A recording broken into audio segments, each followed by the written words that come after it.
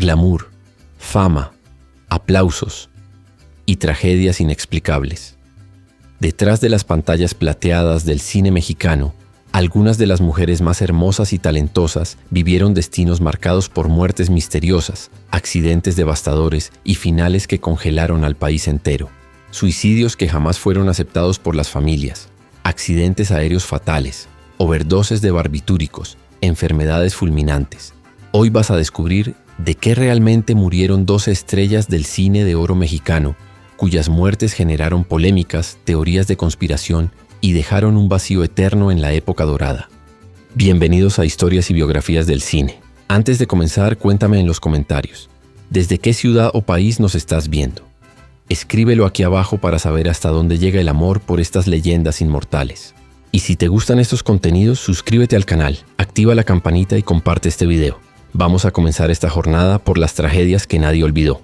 Lupe Vélez, el volcán mexicano que decidió apagarse sola. Lupe Vélez, nacida en San Luis Potosí, fue la primera gran estrella mexicana en conquistar Hollywood. Bautizada como la Mujer Volcán, triunfó en la comedia de los años 30 gracias a un temperamento explosivo que fascinaba a los estadounidenses. Sin embargo, su vida privada era un caos de romances tormentosos, incluyendo a Gary Cooper, y una soledad abrumadora. En 1944, a los 36 años, se encontró embarazada del actor Harold Ramond, quien se negó a casarse con ella. Atrapada entre su fe católica y el juicio moral de una industria despiadada, Lupe organizó una cena final con amigas. Esa noche del 13 de diciembre, decoró su habitación con flores y velas y tomó una dosis letal de Seconal, barbitúricos. Su doncella la encontró a la mañana siguiente, plácidamente dormida en su cama, lejos de la leyenda urbana cruel y falsa que dice que murió ahogada en el baño. La muerte de Lupe sacudió a ambos lados de la frontera. La prensa sensacionalista publicó su carta de despedida, donde reclamaba a Ramón su falta de hombría y expresaba vergüenza por no poder dar un nombre a su bebé. Su suicidio se convirtió en el arquetipo de la tragedia de la estrella latina en la meca del cine, utilizada por su exotismo y desechada en su vulnerabilidad. Con el tiempo, su figura ha sido reivindicada no como un chiste, sino como una pionera que abrió camino luchando contra estereotipos raciales. Lupe Vélez murió en la cúspide de la belleza, congelando para siempre la imagen de la mexicana Spitfire, pero dejando al descubierto la frialdad de un sistema que no supo cuidar a su reina más ardiente.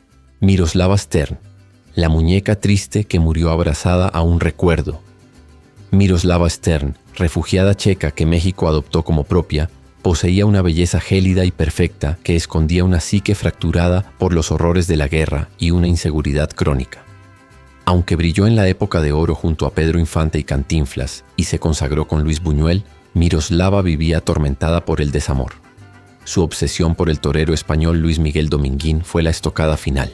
El 9 de marzo de 1955, apenas a los 29 años, su ama de llaves la encontró muerta en su recámara de la colonia Anzures. La escena era cinematográfica y devastadora. Yacía en la cama sujetando una fotografía del torero, tras haber ingerido una combinación letal de antidepresivos, avapena y abrir la llave del gas. La noticia paralizó a México. El estreno póstumo de Ensayo de un crimen, donde un maniquí con su imagen es incinerado, añadió una capa macabra a su leyenda. Se rumoró que se quitó la vida al enterarse de la boda de Dominguín con Lucía Bosé, aunque amigos cercanos hablaron de intentos previos de suicidio y una depresión profunda que nadie supo tratar. Su muerte la elevó a la categoría de mito, la mujer inalcanzable que, teniéndolo todo, fama, belleza, dinero, murió de amor.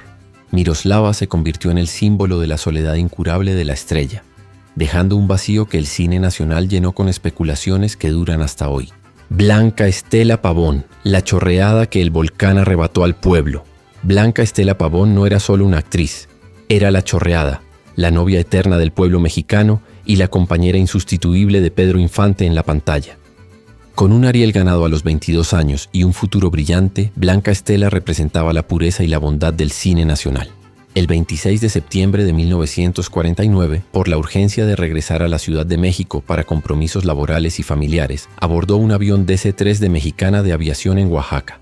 El destino fue cruel. La nave se estrelló en las faldas del volcán Popocatépetl, en el paraje conocido como Pico del Fraile. Su cuerpo fue hallado entre los restos del fuselaje, truncando una de las carreras más prometedoras de la historia. El impacto social fue inmenso. comparable solo con la posterior muerte de Infante. El funeral fue un evento masivo donde el pueblo lloró como si hubiera perdido a un familiar. Pedro Infante, destrozado, cargó el ataúd, confesando que con ella se iba su amuleto de la buena suerte.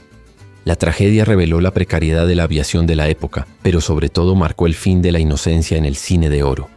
Blanca Estela quedó inmortalizada en su juventud, convertida en un ángel trágico. Su muerte nos recuerda que, en el guión de la vida real, a veces los protagonistas desaparecen antes del fin en la pantalla, dejando al público con un nudo en la garganta eterno. Pina Pellicer, la actriz de cristal que el mundo rompió.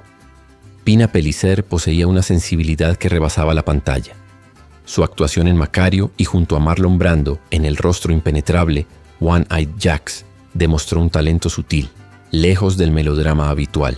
Sin embargo, esa misma sensibilidad era su talón de Aquiles. Tímida, intelectual y frágil, Pina sufría al no encajar en los moldes de belleza voluptuosa que la industria exigía en los 60.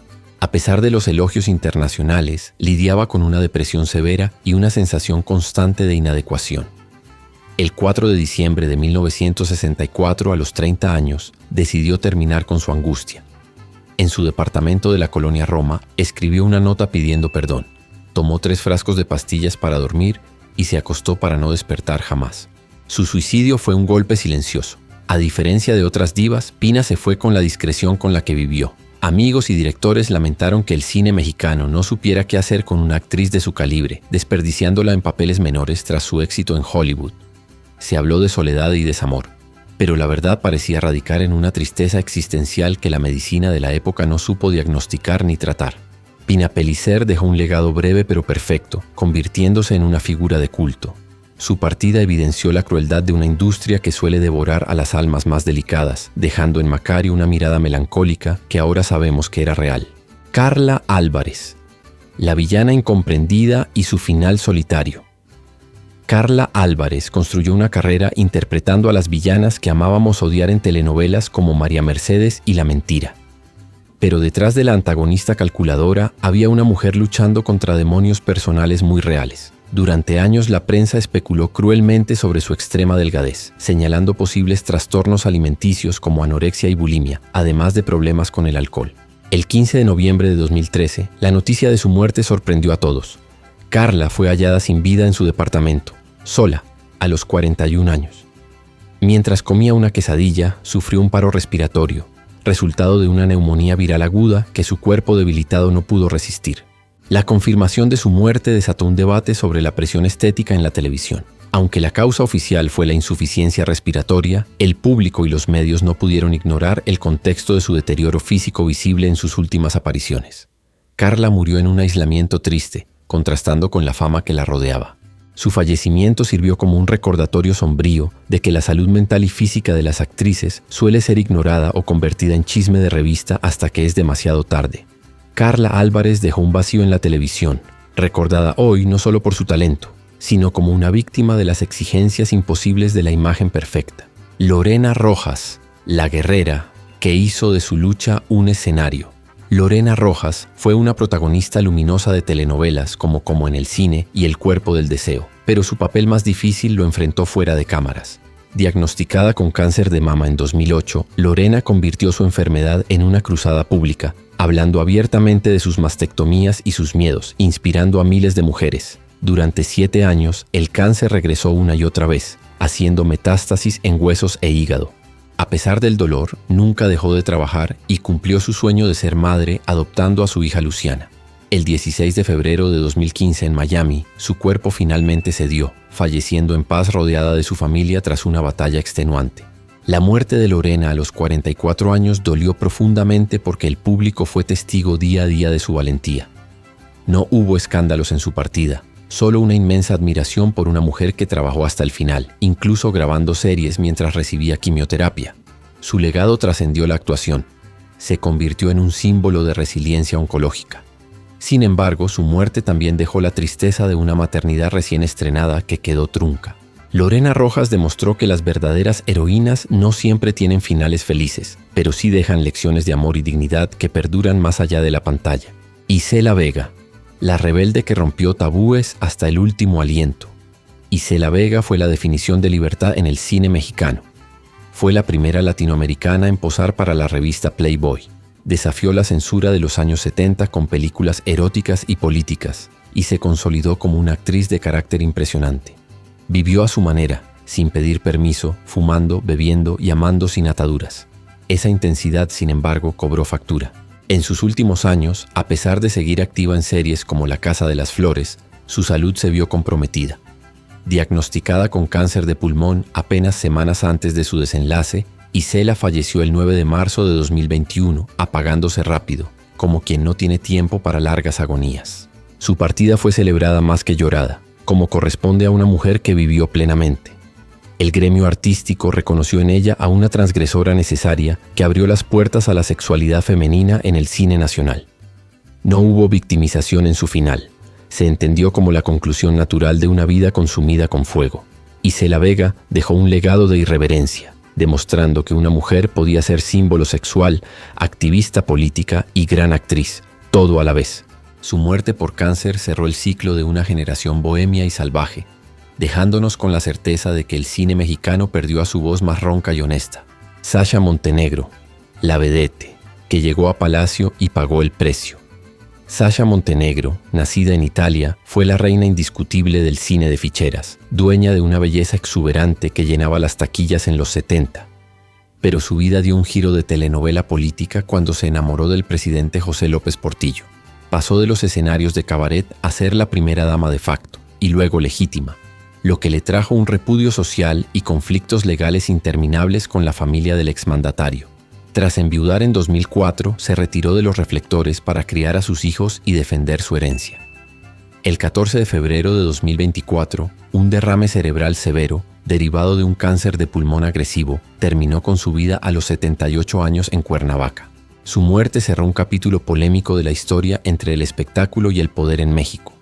Muchos la recordaron por el morbo de su matrimonio, pero otros reivindicaron su astucia y su capacidad para sobrevivir en dos mundos machistas: el cine de ficheras y la política priista. Falleció el Día del Amor y la Amistad, una ironía final para una mujer cuya vida amorosa fue asunto de Estado. Sasha se llevó a la tumba muchos secretos de la élite mexicana, quedando como el símbolo de una época donde las vedettes eran tan poderosas como los políticos, aunque al final la soledad del poder y la enfermedad no hicieron distinciones con ella. Columba Domínguez, la musa de piedra marcada por una tragedia. Columba Domínguez fue el rostro de la mexicanidad indígena idealizada por Emilio el Indio Fernández. Fuerte, hermosa y de carácter bravío, protagonizó joyas como Pueblerina. Pero su vida real fue más dura que sus películas. Vivió una relación tormentosa con el Indio y años después enfrentó el dolor más grande para una madre. En noviembre de 1978, su hija Jacaranda falleció en circunstancias misteriosas al caer desde un 7º piso en la Ciudad de México. Columba nunca aceptó la versión oficial de suicidio o accidente. Sostuvo hasta su muerte que había mano negra, viviendo décadas entre juzgados y la amargura de la impunidad. El 13 de agosto de 2014, Columba falleció por un infarto tras días hospitalizada por neumonía. Murió siendo una leyenda viviente, pero con el corazón roto que nunca sanó desde la pérdida de Jacaranda. Sus últimos años los pasó exigiendo justicia y preservando su legado, a veces en soledad y con dificultades económicas. Su partida simbolizó el adiós a la última gran musa del nacionalismo cinematográfico. Columba fue una mujer de una pieza, dura como el paisaje mexicano que representaba, que resistió los embates del tiempo y la tragedia personal con la dignidad de una estatua que, aunque agrietada, jamás se derrumba. Rosaura Revueltas, la actriz que Hollywood desterró y el cáncer silenció. Rosaura Revueltas, hermana del escritor José Revueltas, era una actriz de convicciones firmes y talento inmenso. Su carrera cambió para siempre en 1954 al protagonizar La Sal de la Tierra, Salt of the Earth, una película prosindical en Estados Unidos. En plena cacería de brujas del macartismo, su participación fue vista como un acto comunista imperdonable.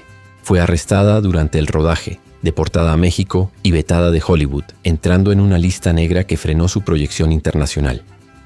En México tampoco encontró fácil acomodo por sus ideas políticas. Vivió un exilio interior, dedicándose al teatro y la docencia hasta que un cáncer de pulmón terminó con su vida el 10 de octubre de 1996 en Cuernavaca. Su muerte pasó casi desapercibida para el gran público, pero fue profundamente sentida en los círculos intelectuales. Rosaura murió reivindicada por la historia, Su película Maldita es hoy patrimonio cultural de EUU, pero pagó en vida el precio de la congruencia. No murió rica ni rodeada de reflectores, sino con la dignidad de quien no se vendió.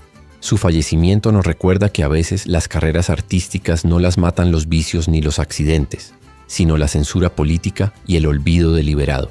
Rosaura Revueltas fue la actriz que pudo haberlo sido todo, si el miedo ideológico de una época no le hubiera cortado las alas.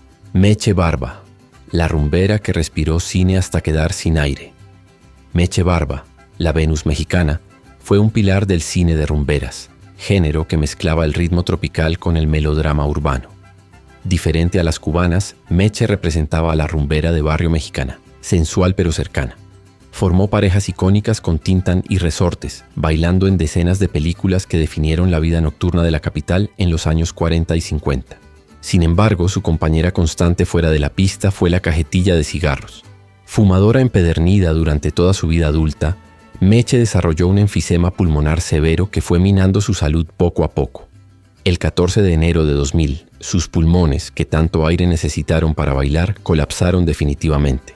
Su muerte marcó simbólicamente el fin del siglo y de la era del cabaret clásico. Aunque en sus últimos años participó en telenovelas como María la del Barrio, el público siempre la recordó con plumas y lentejuelas. Falleció rodeada de su familia, pero víctima de una enfermedad lenta y asfixiante, consecuencia directa de un hábito socialmente aceptado en su época de gloria. La partida de Meche Barba fue la despedida de la sensualidad ingenua de un México que ya no existe.